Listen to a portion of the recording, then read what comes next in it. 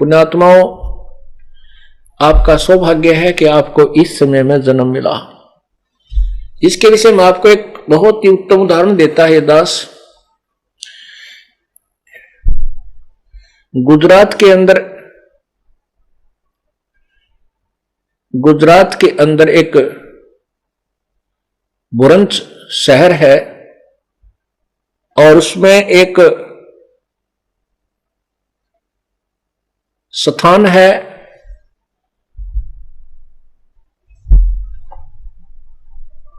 वहां पर उसे शुक्ल तीर्थ बोलते थे उस समय में। वहां पर 2 ब्राह्मण भाई रहते थे। उस समय वो एक टापू था, आज भी एक टापू है। उस समय उसमें 30-40 घर थे, यानी झोपड़ियां थी, मकान थे। आज से 550 वर्ष पूर्व की बात है। छोटे छोटे गांव हुआ करते थे। शुक्ल तीर्थ नाम का एक गांव था, उसमें 2 ब्राह्मण भाई रहते थे, एक जीवा एक तत्वा। उसको दत्ता भी बोलते हैं, जीवा दत्ता तत्वा।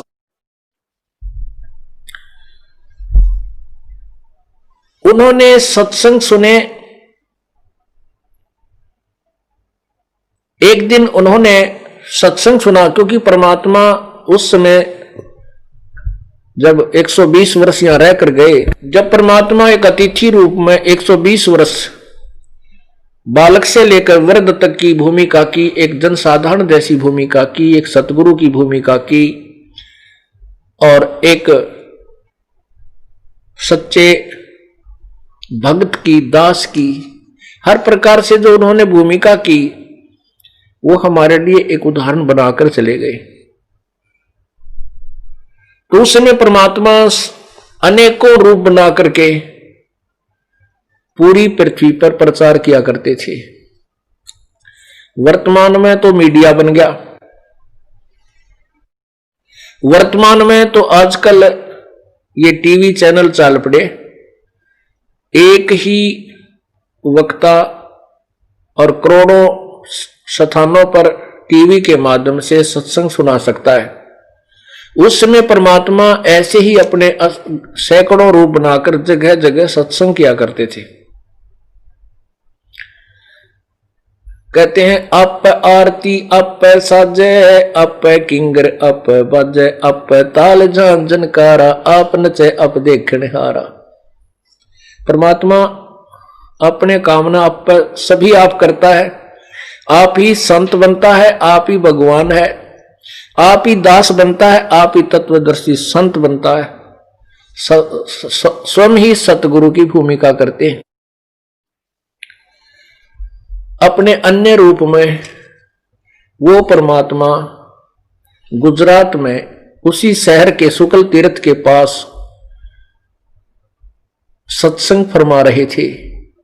ये जीवा और तत्वा दोनों भाई परमात्मा की चाह में सत्संग सुनने, जहां भी किसी ऋषि महर्षि या भगत संत का कोई सत्संग सुनते थे, दोनों भाई सारे काम न त्याग कर वहां पहुंच जाते थे। परमेश्वर ने सत्संग यही फरमाया कि पूर्ण संत बिना मोक्ष नहीं हो सकता, और पूर्ण संत के बिना साधना करना भी व्यर्थ है। इस तरह बहुत लंबे चौड़े परमात्मा ने प्रमाण देकर के सत्संग किया, जिससे जीवा और तत्वा के हृदय में यह बात समा गई कि भी जब तक पूर्ण संत नहीं मिलेगा और वैसे साधना करना व्यर्थ है, डरे ढोने वाली बात है, तो क्यों ना पहले हम तत्वदर्शी कोई परम संत की ही खोज करें, उसके बाद ही हम साधना शुरू करेंगे। उन्होंने सोचा, हम जिस भी ऋषि महर्षि मंडलेश्वर या सुप्रसिद्ध संत का सत्संग सुनने जाते हैं, तो जिसका भी सत्संग सुनते हैं हमने तो सारे बढ़िया लगे। हमने तो कोई से भी संत भगत का ज्ञान है, संत का बुरा नहीं लगता, आनंद आता है। सभी का ज्ञान ऐसा लगता है जैसे एक से एक का बढ़कर है। अब ये निर्णय कैसे करे भाई कौन सा पूरा है और कौन सा पूरा को नहीं। अब वो भोले भाले थे, उन्होंने क्या फैसला कर लिया। जीवा बोला कि भाई एक बात समझवाओ मेरा था क्या। एक सूखे वट वृक्ष की, बड़के पेड़ की एक सूखी डाली थी टहनी, वह अपने आंगन में गाड़ दी। जैसे पौधा लगा कर ऐसे गड्ढा खोद कर, और उसमें वह सूखी टहनी बड़की वट वृक्ष की सूखी टहनी गाड़ दी जैसे पौधा लगाकर। और कहने लगा, जीवा बोला भाई एक काम करते हैं, हमारे तेनों समझ में आता नहीं किसका ज्ञान खरा है किसका खरा को नहीं, कौन संत पूरा है कौन अधूरा है। भाई जिसके हम संतों के गुरुओं के पैर धोवांगे, हमारे घर पर बुलावांगे, आदर से सत्संग करवावांगे, और सत्संग सुनकर उसके बाद उनका चरण धो करके इस टहनी में डालेंगे। यदि ये टहनी हरी होगी तो पूरा संत मानांगे, नहीं तब हम नाम लिया को नहीं। चाहे इससे अच्छा तो ना भक्ति करना वो बढ़िया। उन्होंने पहले तो आसपास जितने भी कोई संत भक्त मिलते जो सत्संग करने वाले, उनको प्रार्थना करते, अपने घर सत्संग करवाते, उनका ज्ञान विचार सुनते, फिर चरण धो करके उस टहनी में उस गड्ढे में डाल देते जिसमें सूखी लकड़ी गाड़ रखी थी। जब उन्होंने देखा कि इनसे कुछ नहीं बात बन रही, फिर सुना उन्होंने कि वहां एक बहुत बड़े मंडलेश्वर रहते हैं, एक बड़े सिद्ध पुरुष रहते हैं। कोई गुफा में बताए, कोई तो धूने पर तप रहे हैं, वो बताए कहीं उल्टा खड़े हैं, कोई जल में खड़े हैं। फिर वो दोनों भाई उनके पास गए, पहुंचे उन महापुरुषों के पास। उन्होंने घर पे आने से तो इनकार कर दिया। फिर उन्होंने प्रार्थना की, प्रभु आपके दास आपके चरणों की रज पान करना चाहते हैं, कृपा चरणामृत देने की कृपा करें। संत दयालु भी होते हैं, उन्हें कहा ले भाई ले लो। उन्हें अपने चरण, उनके चरण धो लिए और डोली में गाल लिए, डाल कर घर में ले आए। उसमें डाला नो रिजल्ट। उन्होंने सभी जितने भी जहां भी जिसने बताया वहां पहुंचे, उनका चरणामृत ले आए और टहनी में डाल दिया, लेकिन वह लकड़ी गलन लगी। हरी तो कहां होनी थी। अब उन दोनों भाइयों ने फैसला कर लिया कि इस पृथ्वी पर कोई संत नहीं है, और हमने उस संत की बात 100% सही लगी। हमने वो संत के विचार सुने थे कि पूर्ण संत बिना भक्ति करने का कोई यूज नहीं, कोई लाभ नहीं। और भाई वो संत हमने कुछ लागे नहीं था, वो एक साधारण सा भगत दिखाई दे था। उसमें तो मुझे ज्ञान तो उसने ठीक बताया, पर वो भाई भक्ति का अंश उसमें मुझे दिखा नहीं। उन दोनों भाइयों ने आप पर फैसला किया, क्योंकि हमारा जो दृष्टिकोण है भगत और संत, हम उसको मानते हैं साधक जिसने कहते बड़ी बड़ी जटा बढ़ा रखी हो, सिर पर बड़ी बड़ी जटा हो, दाढ़ी बढ़ रही हो, गल में माला डाल रखी हो, धूना पर बैठा हो, कि खड़ा हो, तपस्या कर रहा हो, कह दूध पीता हो, रोटियां ना खाता हो, यानी डरे ढोंता हो ना, वो अच्छा लगा हमने। कह मूंड मुंडा रखा हो, कति घोटम घोट करके न तिलक ला रखे हो मस्तिष्क में, तो हम उनको संत माने थे। और परमात्मा अपने सिंपल ड्रेस में रहा करते, जिस क्षेत्र की जैसी वेशभूषा होती वहां वैसी ही बना करके प्रकट हो जाते थे।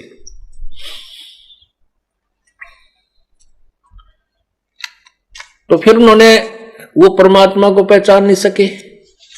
उन्होंने ये एक का फैसला कर लिया और दोनों भाई रोने लगे, बैठ कर रोने लगे।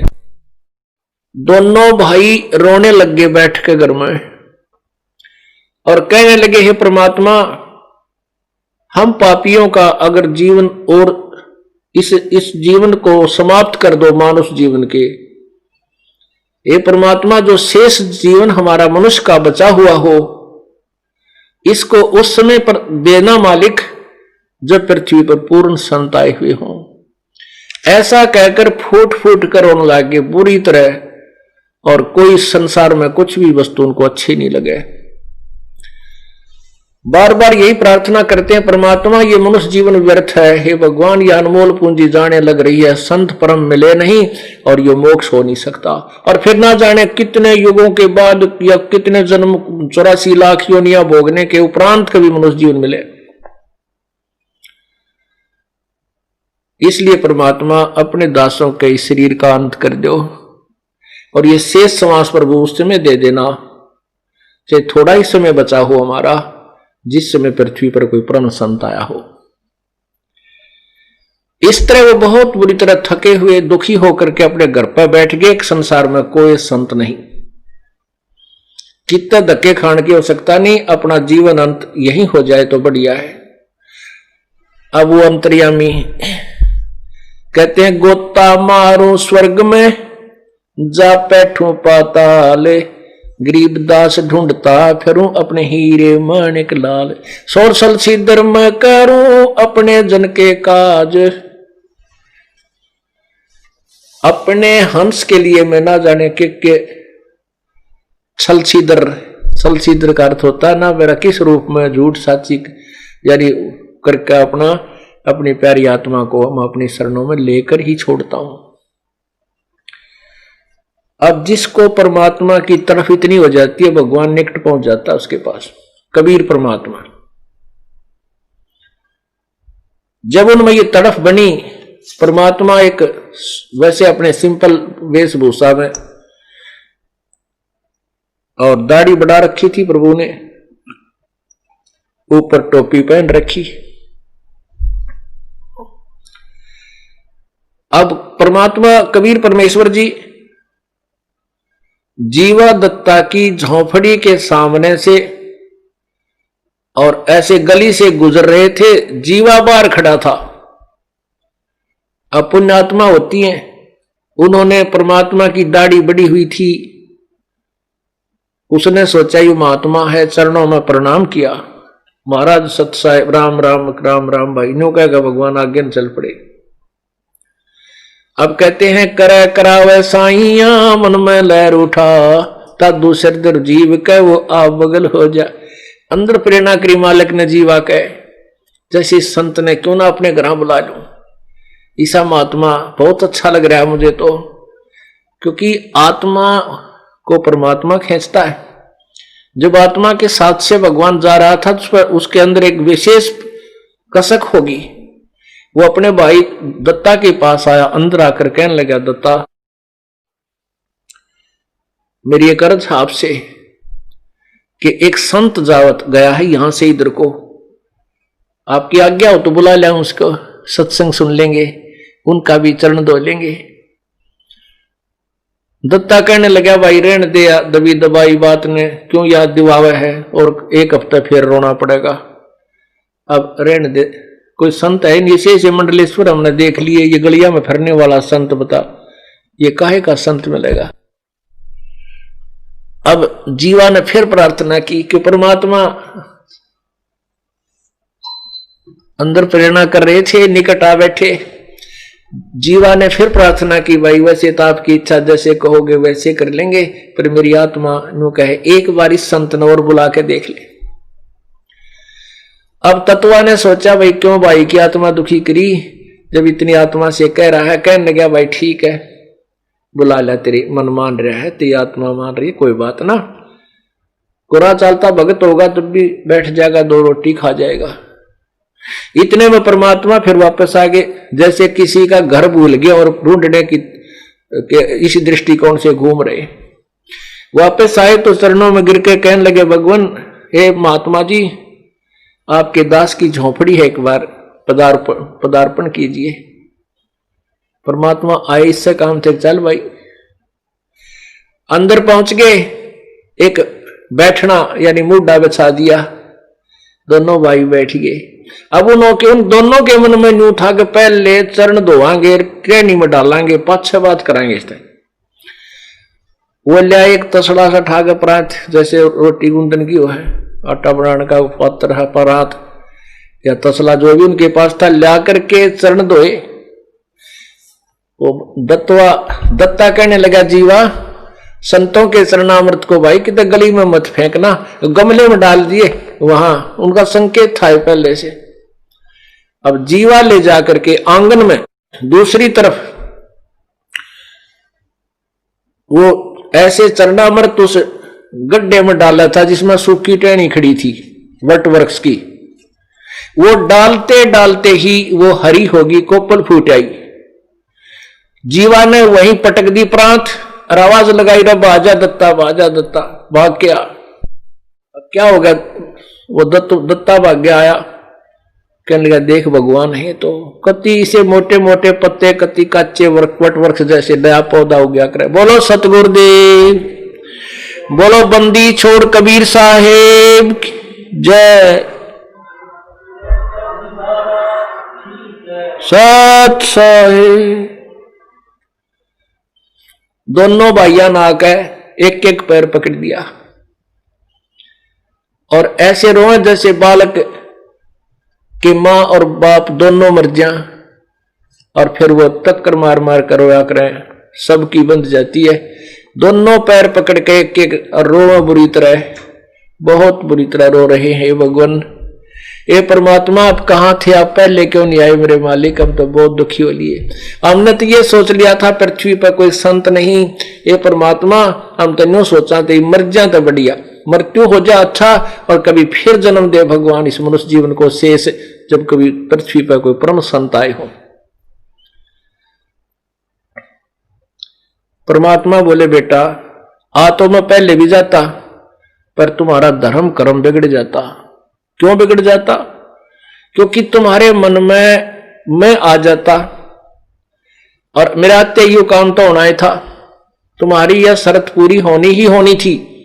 लेकिन तुम्हारे को मैं भगवान ना दिखाई दूं, वो मैं विद्वान नहीं महसूस लगूं, तुम ये कहो ये तो कोई वैसे जंतर मंतर करनिया होगा, और फिर आप कहीं और मंडलेश्वरों के पास धक्के खाते फिरते, फिर मेरे में श्रद्धा ना होने से तुम्हें पूर्ण लाभ नहीं मिलता। पुण्यात्माओं, सौभाग्यशाली तो आप हैं क्योंकि आपको इस समय में मनुष्य जीवन मिला है जब दास परमात्मा ने भेज दिया इस तत्व ज्ञान का डूंडा ठाने के लिए। और उससे भी ज्यादा सौभाग्यशाली वो हैं जो पहले इन मंडलेश्वरों द्वारा और सब संतों द्वारा धक्के खा लिए और अब इस दास के पास आएंगे, इस ज्ञान को सुनेंगे। वो और भी सौभाग्यशाली है क्योंकि वो फिर डगमग नहीं होंगे। और जैसे कोई पहली बार यहां आ गया, हमने ज्ञान सुनाया, ज्ञान समझ में आ गया, फिर वो सोचता है कहीं वो इतने बड़े संत जिसके लाखों शिष्य हैं, कहीं उसके पास ज्यादा मसाला हो, यहां से हटकर उसके सत्संग भी सुनने चला जाता है। उसमें आस्था बनाकर गया हुआ से तो जा ही नहीं सकता। तो वहां जाने से यहां आपका नाम खंड हो जाएगा क्योंकि आपकी आस्था, आपकी भक्ति अनन्य नहीं रही। तो वो फिर उसके अंदर जो है ना थोड़ा विकार पैदा हो जाएगा, वो लेट हो जाता है। और जो सब जगह धक्के खा लिए, कोई अपने दुख निवारण के लिए घूम लिए, कोई मोक्ष पाने के लिए घूम लिए, वहां कोई वस्तु मिली नहीं, वो अब यहां आए हैं, वो और भी सौभाग्यशाली समझना। और जो पुण्यात्मा मेरे जैसे थे जो हनुमान जी और रामकृष्ण हर के गुण गाते फिरा करते, वो तो वैसे सौभाग्यशाली है क्योंकि वहां तो कोई स्थिर ज्ञान था ही को नहीं। हमारे को ये ज्ञान समझ में आया, तुरंत समझ में आ गया, तुरंत ग्रहण कर लिया। यदि हमारे बीच में कोई संत और घुस रहा होता, वो हमने ठिकाना लगन नहीं दो, क्योंकि हम उसके पास पूछने जाते, अब जी वहां से सुना है, वो चतुर व्यक्ति अपनी अपनी पोल खुलन के डरते हैं, हमें और भ्रमित कर देता और उस संत से दूर कर देता। दूसरे नंबर पर सौभाग्यशाली वो हैं जो किसी संत का नहीं फंसे थे। तो पुण्यात्मा परमात्मा यही बताना चाहते हैं कि जीवा दत्ता मैं पहले भी आ जाता और पहले आते ही तुम्हारी ये शर्त भी पूरी हो जाती, लेकिन तुम्हारा पेटा नहीं भरा हो, तुम्हें विश्वास नहीं होता कि ये संत हो सकता है, क्योंकि तुम्हारा दृष्टिकोण संत की परिभाषा कुछ और बना रखी थी।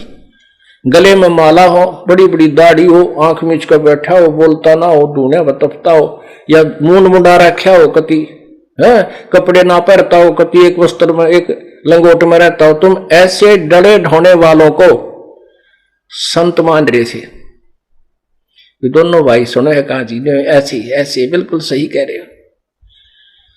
और भाई दूसरी बात यह है, तुम कह रहे हो कि पृथ्वी पर जो संत नहीं होगा, कोई संत नहीं, यदि पृथ्वी पर संत ना हो तो इसमें आग लग जा। ये तो परम संत की शक्ति से संतुलन बना रहता है बेटा। तो इस प्रकार परमात्मा ने उनका भ्रम निवारण किया और फिर ये तत्व ज्ञान सृष्टि रचना सुनाई। ओहो, अब दोनों भाइयों ने, क्योंकि ब्राह्मण दोनों भाइयों ने उपदेश ले लिया और साथ में बच्चों ने भी ले लिया। वो दोनों भाई जगह जगह गांव में, गवांड में, रिश्तेदारी में ये एक सत्व ज्ञान की चर्चा करें और उनसे प्रश्न करें कि बताओ ब्रह्मा विष्णु महेश के माता पिता कौन है। वो कहें झूठ बोलते हो, तुम बकवाद करते हो, तुम देवताओं को हे बताते हो, तो सारे ब्राह्मण लोग उससे विपरीत हो गए। जब उनको पता चला कि इन्होंने काशी वाले एक धानक से नाम ले लिया, एक काशी में रहने वाले जुलाहे को गुरु बना लिया, तो ब्राह्मण समाज ने उसको जाति से घेर दिया, दोनों को जाति से निकाल दिया और कह दिया कि कोई बात, इनसे कोई संपर्क नहीं रखेगा। अब आगे समस्या पाड़ तबारी। जीवा कहता लड़की थी और दत्ता कहता लड़का। अब वो बालक शादी के योग्य हो गए। कोई भी ब्राह्मण समाज में शादी करवाने उनकी बात सुनने को तैयार नहीं, उनके लड़कों की कोई एक्सेप्ट नहीं करे, ना लड़की का ब्याह कोई स्वीकार करे, ना लड़के की कोई शादी करे। परमात्मा का गर्व भगवान ने, ईब क्या होगा। परमात्मा आए घूमते फिरते, जैसे आज याद किया हो, 2-3 दिन में आकर प्रकट हो गए। कहने लगे भगवान आपकी दया से ज्ञान समझ में आ गया, सिर धड़की बाजी दाता, अब भाड़ में जाओ समाज, हमारे बात समझ में आ गई। पर एक समस्या होगी परमात्मा, मेरा तो एक लड़का एक लड़की, भाई का लड़का है, मेरा लड़की है। जीवा कहने लगा इनकी कोई शादी नहीं करता, कोई स्वीकार नहीं करता, बालक ब्याहने योग्य हो गए, समस्या आ गई या, और आप ही हल करोगे प्रभु। परमात्मा बोला भाई होगी हलियात है, तुम ऐसे कहने लग जाओ, एक पत्र पुत्र लगकर आसपास अपने सब जगह भेज दो कि भाई तिथि निर्धारित कर दो कि जीवा की लड़की और दत्ता के लड़के का ब्याह कराएंगे और इस तिथि को उन दोनों का ब्याह होगा। अब उन ब्राह्मण लोगों ने पता लग गया भैया तो इज्जत का नाश होगा, बड़ी बात बिगड़ी। फिर उनकी मीटिंग हुई ब्राह्मण उसका शुक्ल तीर्थ के ब्राह्मणों की। वो कहने लगे भाई गलती उन दोनों ने कर रखी है, जीवा और दत्ता ने, बड़का का के दोष है भाई, उन लड़कियां नाम ब्याह होंगे, बच्चा ने किया है, ये तो नाश हो जाएगा इज्जत का, बता कति बाण भाई का ब्याह हो गया।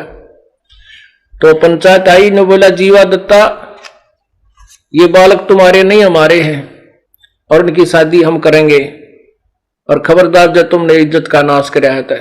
दोनों बैठे रहे, जय हो बंदी छोड़ की, आप पे सिर दर्द हट गया। वो लड़के लड़की ने ले गए और अच्छी तरह उनका ब्याह कर दिया। जब परमात्मा ने कहा, परमात्मा से कहा परमात्मा अपना तो हिंग भी ना लागने दी ना फटकड़ी, ब्याह भी अगलैन कर दिया।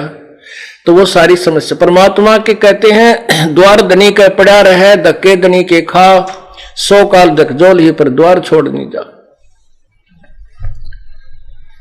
परमात्मा आप ही फिर रास्ता निकालते हैं। तो पुण्यात्मा आपके ऊपर कितना रहम किया प्रभु ने, आपका मनुष्य जीवन और फिर ये तत्व ज्ञान की गंगा आपके सामने बहा दी परमात्मा ने। इसमें नहाओ और धो और पियो ठाठम ठाठ और सतलोक की तैयारी करो।